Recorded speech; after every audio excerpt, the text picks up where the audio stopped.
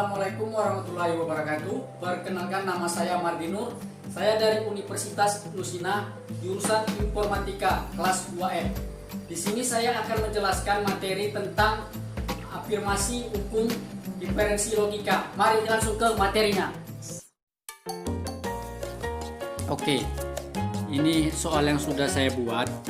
Di sini saya akan membuat 6 premis. Yang mana premis A yang pertama, jika handphone ibu di atas kulkas, maka ibu pasti sudah melihatnya ketika memasak nasi. Premis B, ibu mengepel lantai di ruang tamu atau ibu mengepel lantai di dapur. Premis C, jika ibu mengepel lantai di ruang tamu, maka pastilah handphone ibu diletakkan di atas meja tamu. Premis D, tidak melihat handphonenya pada waktu memasak nasi.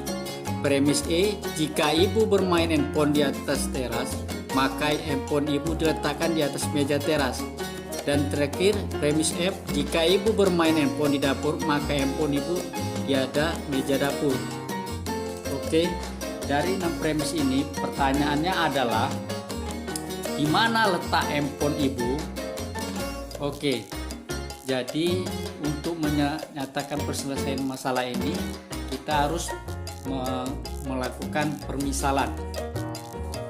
Nah, kita akan menyederhanakan premis yang ke-6 ini. Oke, di sini saya sudah menyederhanakan seperti ini. Oke, yang pertama, handphone ibu ada di atas kulkas. Yang ini saya ambil dari premis A. Yang ini saya ambil merupakan poin-poin penting dari semua premis-premis ini. Oke, lanjut. Ibu handphonenya ketika memasak nasi. Ini merupakan premis yang penting dari premis A. Oke, selanjutnya ibu mengepel lantai di ruang tamu. Ibu mengepel lantai dapur. Handphone ibu letak di atas meja tamu. Ibu bermain handphone di teras. Dan yang terakhir, handphone ibu letakkan di atas meja teras. Oke. Nah, untuk memudahkan ini lagi, kita akan menggunakan variabel P, Q, R, S, T, U, dan V. Oke. Setelah itu kita bisa melanjutkan seperti ini. Nah, setelah kita menggunakan semua ini ke variabel, kita bisa melanjutkan dengan memasukkan hukum diferensinya. Oke, di sini kita akan A. P indikasi Q. Ini merupakan gabungan dari premis ini. Ini merupakan gabungan dari premis A. Ini merupakan gabungan dari premis A. Jika ibu di atas handphone ibu di atas kulkas, maka ibu melihatnya hanya ketika memasak nasi.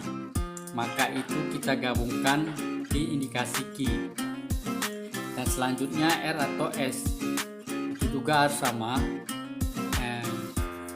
premis yang B. Premis yang B itu adalah ibu mengepel lantai di ruang tamu atau ibu mengepel lantai di dapur. Oke, begitu juga selanjutnya C, sama aja semuanya yang sudah sebelumnya. Oke, setelah kita mendapatkan semua ini, kita bisa melanjutkan mengerjakannya.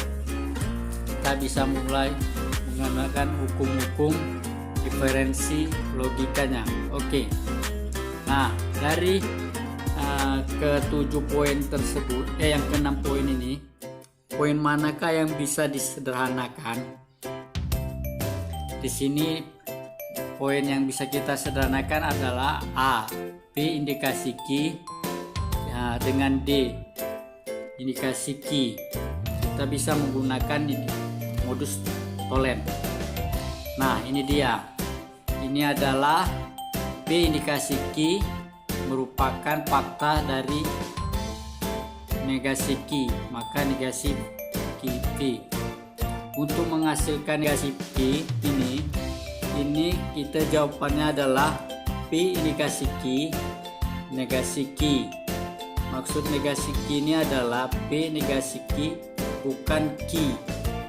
Kalau bukan Q berarti apa? Berarti jawabannya V.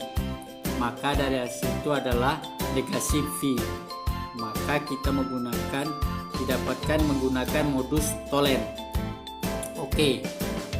Selanjutnya, untuk menyelesaikan langkah selanjutnya kita menggunakan jumlah dari yang pertama ini, yaitu negasi P.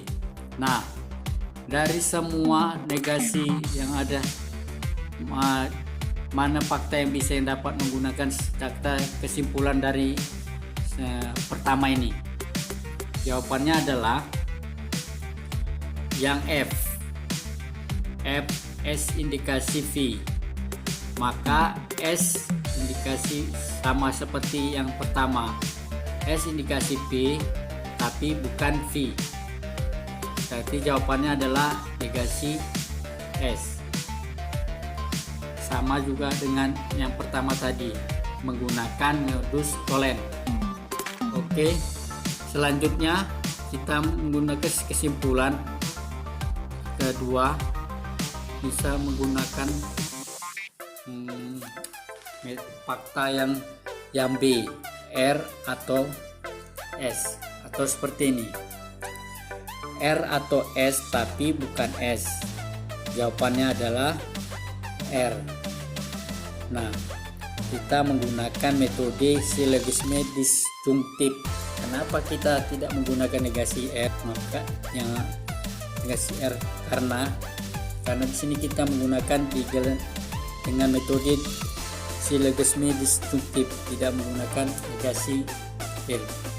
Dan yang terakhir, masih adakah kita bisa menyederhanakan dengan menggunakan kesimpulan ketiga ini?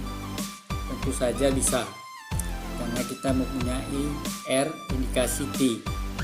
Maka dari itu R indikasi T tapi bukan R. Nah, jawabannya adalah T. Kenapa kita tidak menggunakan negasi VS?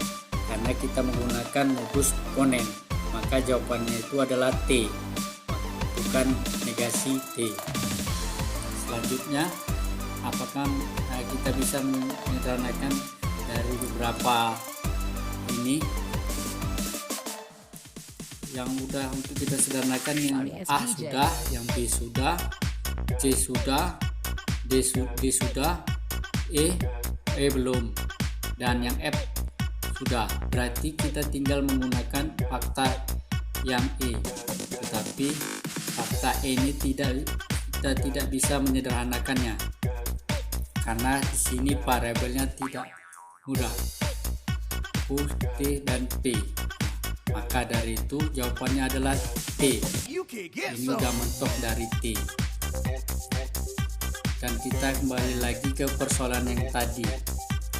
Tapi handphone ibu letak di atas meja tamu, yaitu dari fakta yang T. Oke, itulah materi tentang afirmasi hukum inferensi logika. Apabila ada kekurangan tentang materi yang saya sampaikan, mohon dimaafkan. Assalamualaikum.